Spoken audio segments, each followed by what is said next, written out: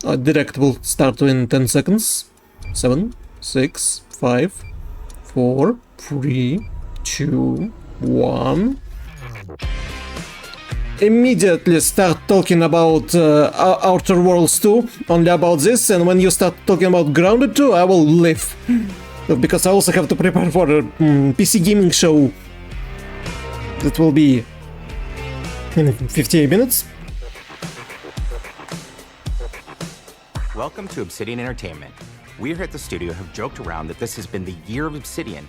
Earlier this year, and now ending the year with 2 more games. And what better way to cap this incredible year for us than by doing what our studio does best, sequels. That's where I come in. Get out of here. Thank you so much. No, you're doing great. You nailed it. Oh yeah, that's Sonic. The sequel is the lifeblood of every great franchise. Think about it. The original creates the world and builds fandom, but the sequel, that's what makes it worth remembering. No sequel, no hoverboard. Well, Knights of the Old Republic 2, and I know the Knights 2. No Raccoon Tail. No sequel, no Zune 2. Which doesn't really exist, but I wish it had. There was a Zune 2. There was? There was a Zune 2? I'm Mark, the head of sequels here at Obsidian. And I have sequelized everything. Blockbuster movies to AAA video games to my first marriage. So trust me, I know what I'm doing. Come along on this journey with me. Part 2.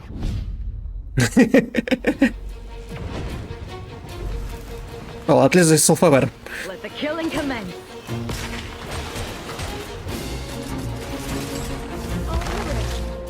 Did they improve like gameplay mechanics of the shooting in the second one?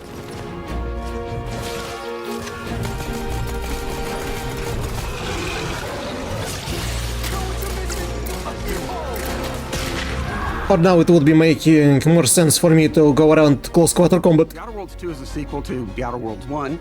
It's a continuation of the themes of robber barons in space and how people are controlled by the stories they're told by the people who have power over them. This time we're able to go a lot deeper because we have more time and money, which is a great thing. Oh, good. It's a much more true Obsidian reactive RPG than we were the first time around. So we're going deeper and more complex with everything for the sequel. Deeper story, lore, RPG interactions, reactivity, all the things we've been known for as a company. It's really a complete realization of everything people want from an Obsidian game. Surprisingly, this is the first time in over 25 years that I've had the chance to do a full sequel for a world that I helped co-create. It's really just a fantastic opportunity to explore and expand the universe in interesting ways. They're actually making a sequel for a game they made first. You can shoot your way through it, you can talk your way through it, you can sneak your way through it. And so no matter what kind of playstyle that you like, this is just an awesome franchise and an awesome game. I still can go around and charismatically talk to everyone around me. Base to start from, as has all the elements of a great Obsidian RPG. Interesting characters, deep worlds, important choices. In the Outer Worlds 2, not only did we want to Is that a sight? on those elements, but we wanted Is that a laser sight? more of it. As a weapon? We've also put a lot of investment into skills and traits that impact things like combat, conversations, and areas that we call RPG interactions, which are the part of the world where players can use their specific skills, perks, and backgrounds You don't have enough to solve strength. problems in unique ways. But you're a good technician. Worlds.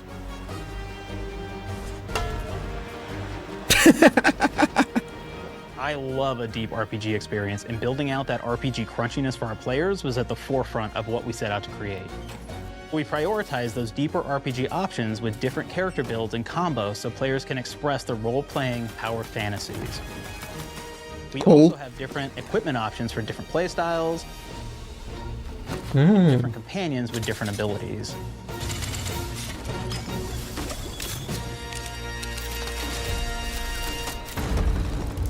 Choice and reactivity. In the first Outer Worlds, you start off as the Stranger, which was basically a blank slate to build on top of with various attribute points that would begin to define your personal experience in the game. You can make any kind of character you want, but we've given you a role. That role is an Earth Directorate agent. You can think of them as kind of like space cowboys or space sky marshals. So that like backgrounds, but actually more interactive? You're gonna be one of those. But we don't tell you why you joined the art directorate. There could have been a lot of different reasons, right? It could have been because you're an actual lawbringer and you want to go in there and spread law throughout the galaxy. That you're a roustabout and you just had nothing better to do. After you pick your background, one of the really important choices you have next is choosing your traits. While we had attributes in the first Outer Worlds, we've leaned into traits for the Outer Worlds too, which are these big changes to your character depending on which ones you pick. So it could be something like Brilliant, where you can tag extra skills and you start getting extra skill points. And that's obviously really great if that's how you want to build your character. You can also go and do something like Lucky, where you get extra critical chance, and you also get a lot of really cool options throughout the game as well. Of course, we brought back Dumb, so players love the Dumb option. Tell me, do you believe in signs?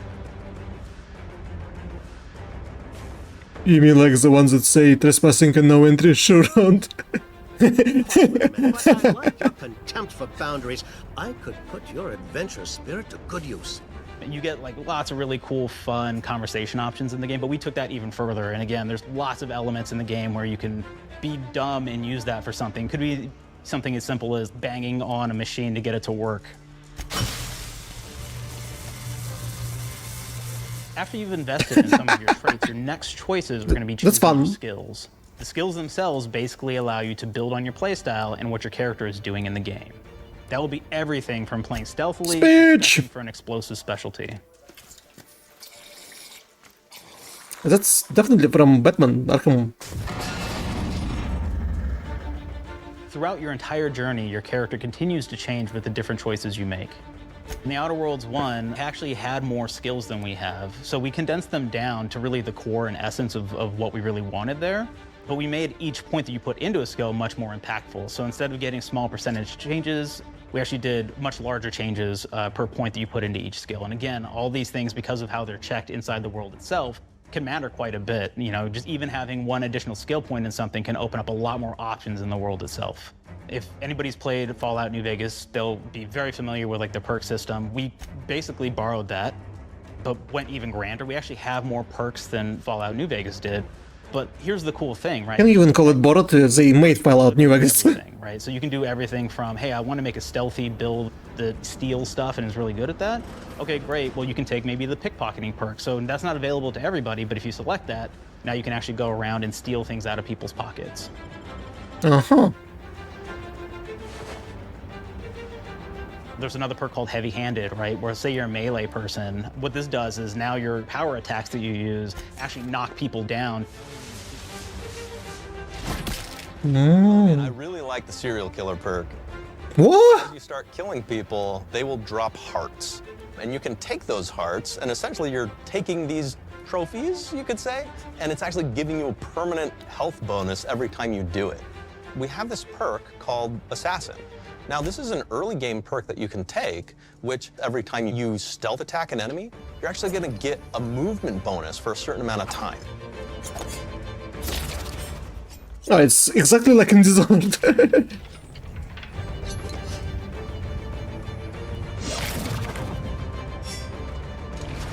The animation. Laws were a system that everybody loved from the first game, but we wanted to make it more personal to the player. We wanted it to really reflect how you were playing the game and give you a bonus that you actually wanted to really engage with. With the flaw system returning, we knew we needed to go bigger, better, and more real than ever before. So, we turned to the team. I told them, no bad ideas. Give me what you got. Okay, we need more flaws. We need them to be real. I want to put them in the game, so give me something. Inspiration. What's wrong with you? Oh, I have bad knees. You got bad knees? They hurt when you walk a lot? Yes. When you walk too much, they hurt? No cartilage. Sounds boring. Makes you sound like a boring person, but it's in the game. I know it. It's a good flaw. What about you? I like to take small things sometimes. So you're stealing? No, I'm taking. When do you give them back? Like, Never. Claire, you shouldn't be stealing. What are you doing? You shouldn't be stealing, Claire. Tiny crimes. Tiny crimes? Do you hear the second part, though? It's a crime. Well, You're stealing. Claire, that's wrong. You can't steal things, okay? But it's an amazing flaw, and I'm putting it in the game. But you're a bad person. Are you the one that took my stapler? do you need it? Yeah. Give it back. Okay. Please. You, what do we got? Flaw. I like to stare at the sun. How long? Why? Do you stare at the sun? Just lunch break. An hour? Oh, I only get 30. You guys get an hour? I get an hour. An hour. Oh. Makes me feel energized. How many fingers am I hold up? 3? No. Anything else? We'll put it in the game. We'll put it in the game because I feel bad for you. Anything else? One of my favorite flaws is something called bad knees. It will actually give you the option to take this flaw that'll make it so that you move faster throughout the game. But the problem is, anytime you stand up, your knees are going to make a loud popping noise that makes it so that, well, everyone around you is going to hear you. So you're always crowding? What it does is when you steal something, you can actually sell it for more bits than normal. And like that sounds really great. The drawback is sometimes when you're looking at things in the world that are owned by somebody else, you'll automatically steal them. You have to be very careful about how you use them. One of our more wacky perks is the Sun Gazer Flaw, and it just gives everyone cataracts while playing their game. So everything becomes like light shafts and blooms and hazes, and makes the game pretty unplayable if you happen to choose that perk. If you happen to be the type of player that habitually reloads your weapons like I do, well, you'll be offered the flaw of over-prepared. Now, you'll get larger magazine sizes on all of your weapons, but if you ever fully empty your magazine, you're gonna take a debuff for a while. Ooh. Support options like being a gunslinger who wants to key into destructive weapons, or a rogue who wants to alpha strike their enemies before they know what hit them. We also allow for a lot of fun and experimental builds. You can be a mad scientist who utilizes gadgets and wacky science weapons and armors. Or even a psychopath who gains permanent bonuses to health by murdering their friends. Nothing shows the impact of these character build options better than, in my opinion, the bridge area, which has a quest you get early on in Paradise Island. The bridge. Not only do you kind of encounter this very early, and it's a very core one to the story, but it really expresses our philosophy of allowing the player to solve problems in a bunch of ways. So you may solve it by, speech options. You may talk to them and maybe have to go do a quest for them and really kind of prove that you're a friend of the Protectorate to get by. I may have need of your help, stranger, if you are ready to seize an opportunity to show fealty to the Protectorate. You could go guns blazing, and you could just take everyone out inside the POI, lower the bridge itself, and kind of get across. Violent option, but okay. You could sneak in, lower the bridge, and then actually sneak in under the bridge to get over to the other side. So you don't have to put it down.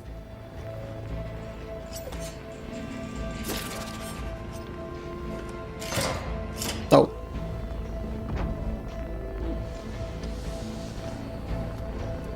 You can bypass the bridge entirely if you found like certain gadgets, like the shield gadget that protects you from poison gas as you go across, or the double jump boots, which kind of allow you to jump across the chasm and get across that way. Okay. There's even a really kind of messed up way, right? Which is players can actually sacrifice one of their companions. The companion who they just found is part of. We're no different than the reason we start tossing our own to the rats. I sure as law ain't gonna follow someone who can't see the wrong in it. I must admit I'm surprised we could come to an understanding. But I thank you for your loyalty, stranger. As promised, you shall have clearance to cross this bridge. It's such a fun quest, but again, it really showcases that we want you to be able to solve this in whatever way you want to. When you build your character your way, we're there for you. We really want you to have the experience that you want to have out of this. That's nice. Factions and companions. Okay, tell me who part of my party. Of our discussions about the Outer Worlds, we really knew we wanted every game to take place in a different colony. This lets us expand on all aspects of the universe. Every colony can be its own thing with its own flavor, and we can center them around anything we want. Any ideas or setting we're interested in. Arcadia is an isolated colony with abundant resources, and it's run by an authoritarian faction called the Protectorate. Their dictatorship is thematically based around the question of how much freedom people will give up for security and luxury. I already don't like him. Subjects, unfortunately, that answer is everything. The Protectorate is also incredibly wealthy because it was founded by the inventor of the skip drives, which are the Outer World's faster-than-light engines. But those skip drives are starting to cause rifts in space-time, which are cutting off all the other colonies on Earth from being able to trade with each other.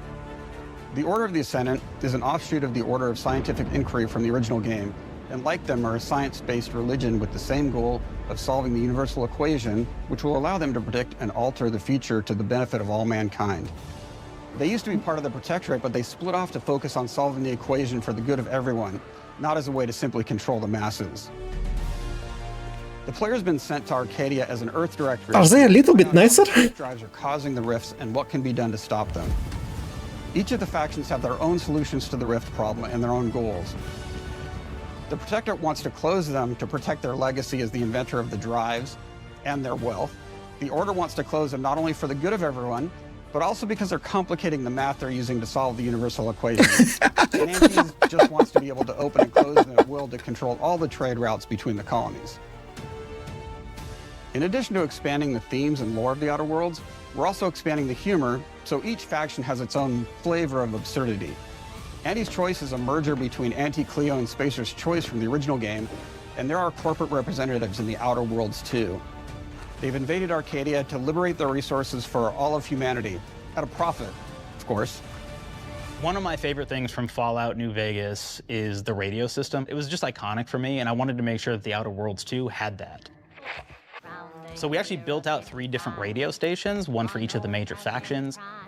You also have a ton of music. Each station might have, like, I think 20 tracks of unique music that we've made for it. It's a lot of stuff.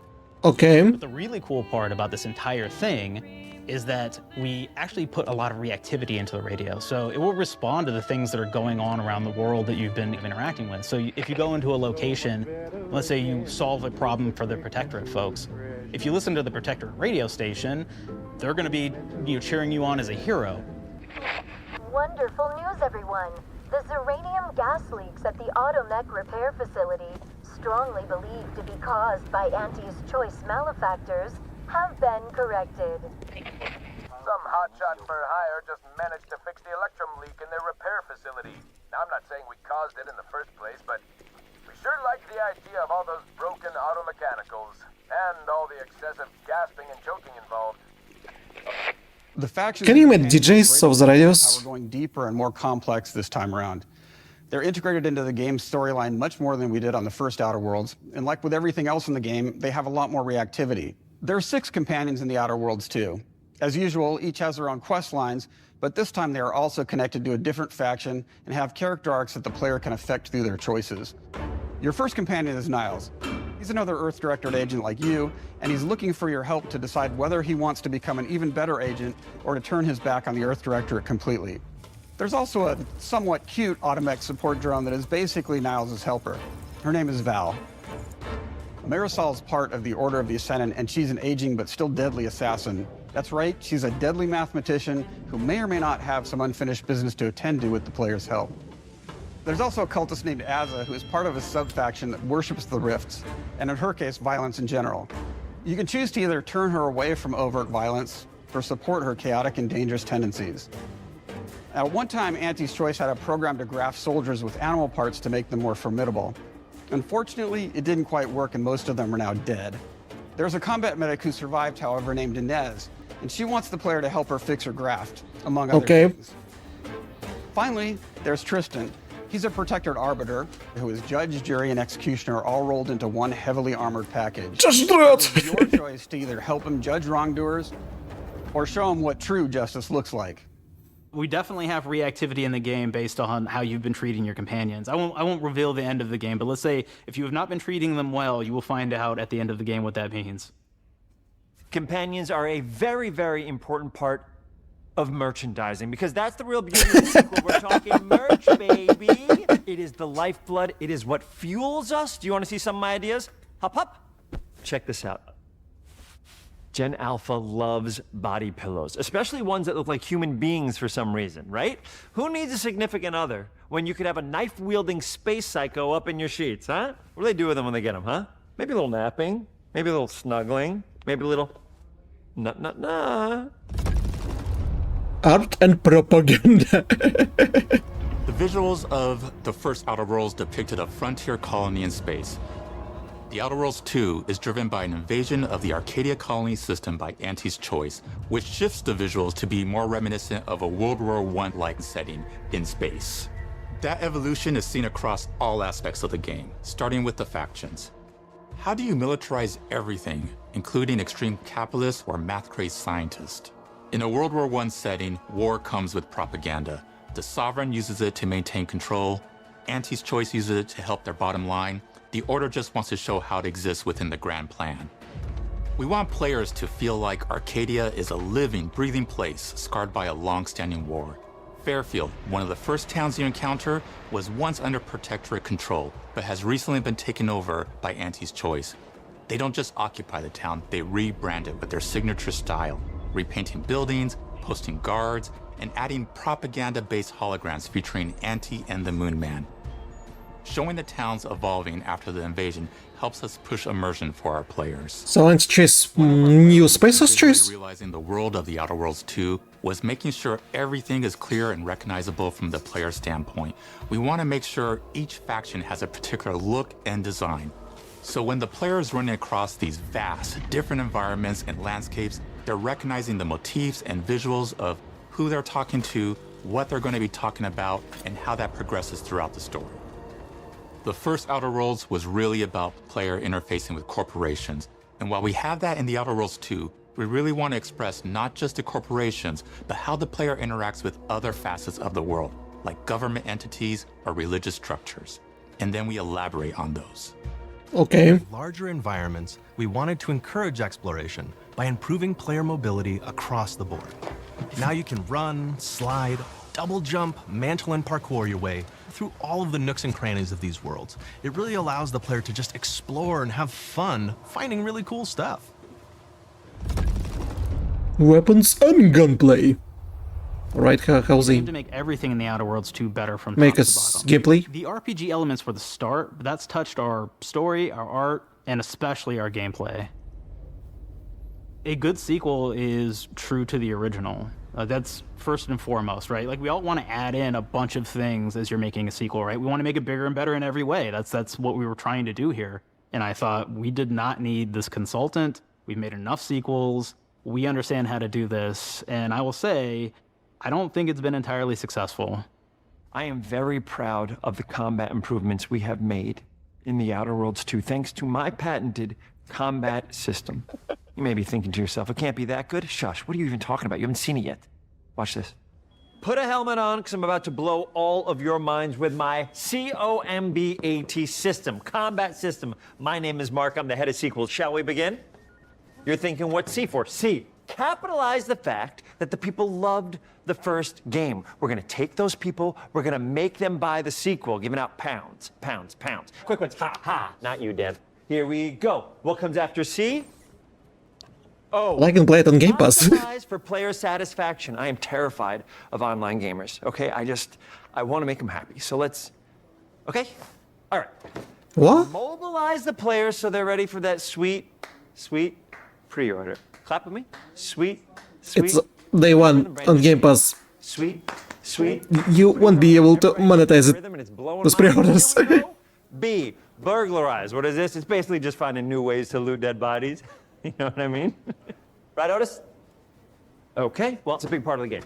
A, you gotta agonize about how many people are gonna be angry that we have just put so much combat into this thing and almost no romance at all. We should look at ourselves. What is wrong with us? Huh? You antagonize me. How many people have been in love? Raise your hands. Raise your hand if you're in love. Okay, are you lying? I have a wife. Put your hand down. T. So mean. Trois. In French, that means two. Sequel. I think that means 3. Okay, you're getting ahead of yourself. Come on, Claire. We're on 2. And how do we end it? Anything is possible. And we've established that we're the best there is, and there's no sequel better than us. And if I could just say one more thing, thank you very much. I know I've kind of changed the world of video games today. For the Outer Worlds 2, we wanted to improve gunplay in every way. We focused on improving the feel of each weapon, the way a weapon snaps into ADS, Laser weapons. the way recoil feels when firing, and how impactful our sound effects really sell the weapon's fantasy, to things like how a unique reload animation can add a lot of character to each weapon. We've increased the variety of weapons by including new weapon types, but also through a host of fun and unique weaponry. We have things like the Bourse Blaster that fires out tumors that can explode like grenades. What? It can even be eaten by the player for additional health. What? We have a weapon called Rookie's Reward that will actually level up the more you use it throughout the game. Oh, great. Every time it levels up, it's got fun fanfare where It's like in Witchfire. And it's got a fun little setup. We have a really fun weapon called the pop-up gun. It fires out ad drones that will distract your enemies with corporate ads, slogans, and jingles. While your enemies are distracted, you can focus fire on them or explode these drones for additional damage. Yikes. New to the Outer Worlds 2 are throwables. So you can use frag grenades to flush out enemies, smoke grenades to camouflage and escape, distraction devices to bait enemies into a stealth attack,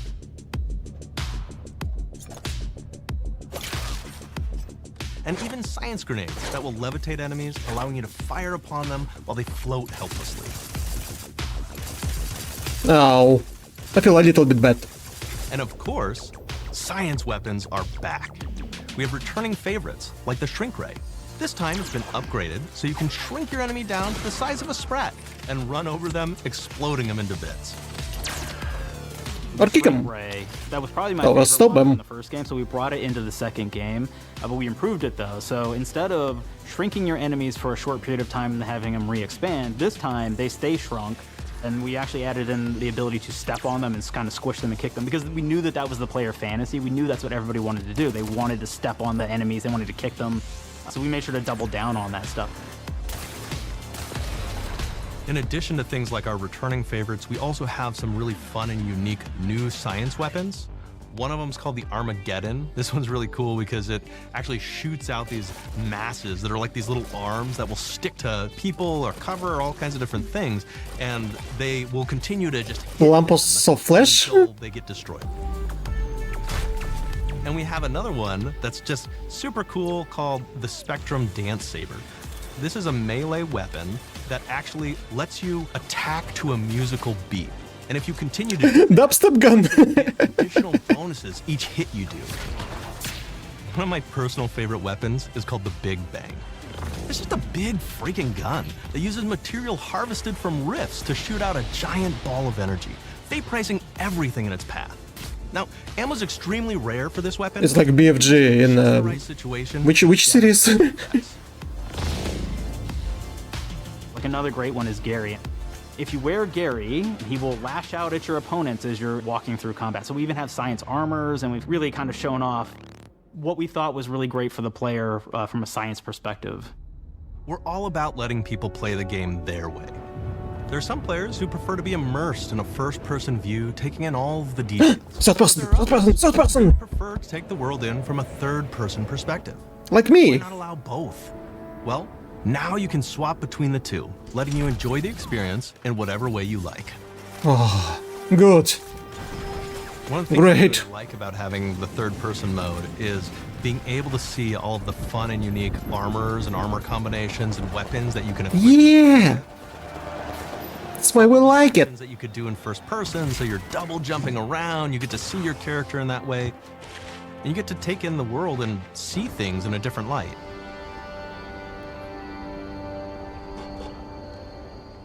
The Outer Worlds 2 is really the biggest game we've ever made. Bigger choices, more reactivity, more weapons, more things Is it the to poop? find in each of the worlds the players can visit. The team has done incredible work bringing the Outer Worlds 2 to life. Basic animation. To play it. Even though we've always been a multi-project studio, this is going to be the first time we've ever released 3 games in 1 year.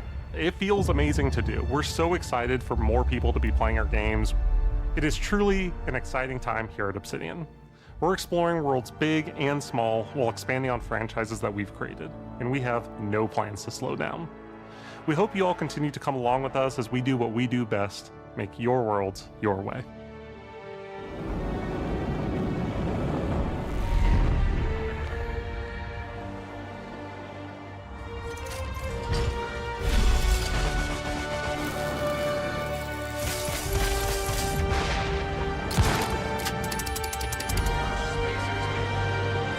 What can I say? We definitely are playing Outer Worlds 2.